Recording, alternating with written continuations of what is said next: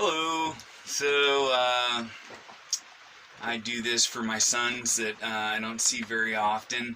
Matter of fact, sometimes I kind of feel like, in a way, being apart from my sons a lot. It's almost like,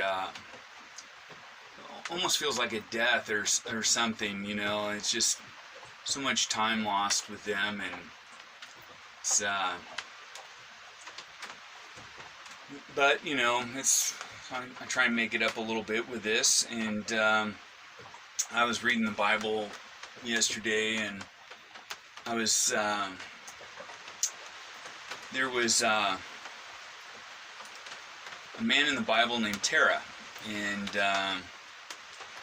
he was actually going into the Promised Land before Abraham was, and he stopped in the place that was named after his son, and he lost his son, his son's life, and I'm sure it was very despairing, and he stopped in the city that was named after his son rather than going on to the Promised Land. And so it made me think about, life's difficult, and you go through hard things, and I guess you either have to make a decision to dig your heels in really deep and pull, and keep going, or stop. Maybe not receive all that you're meant to receive if you stop.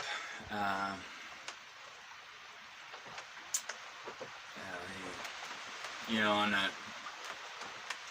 talk about that later. I was reading Deuteronomy 6:6 yesterday. It goes on, this is out of the King James Version, it's the only one I have with me right now. But it says, "And these words which I command thee this day shall be in thine heart, and thou shalt teach them diligently unto thy children." So, I don't know if I would have taught my children the laws of God diligently if I had them or not, but I'm going to do the best I can now. I believe everything in the Bible. I believe that it's inspired of God.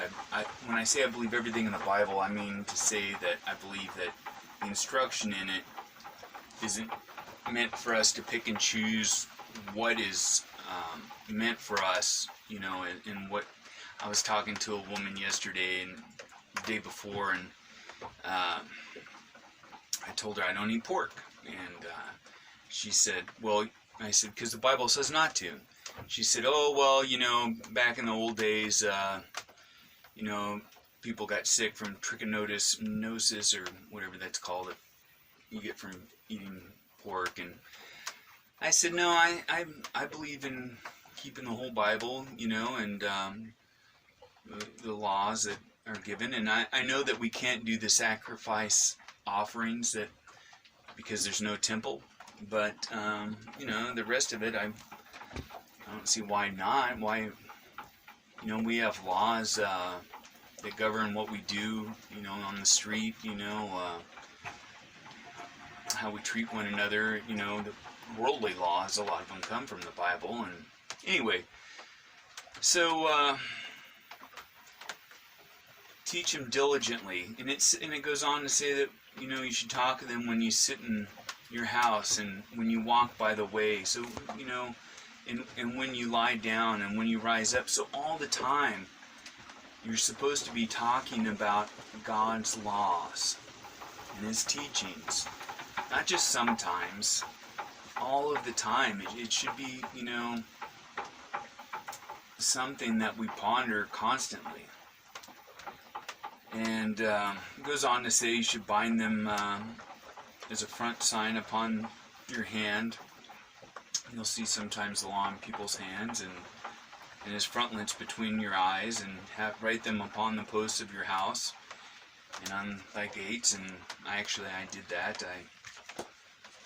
I tried ordering the law that you wrap around your hand and frontlets on your eyes, and it wouldn't ship to me, but I did get mezuzah, the law that you put on the doorpost.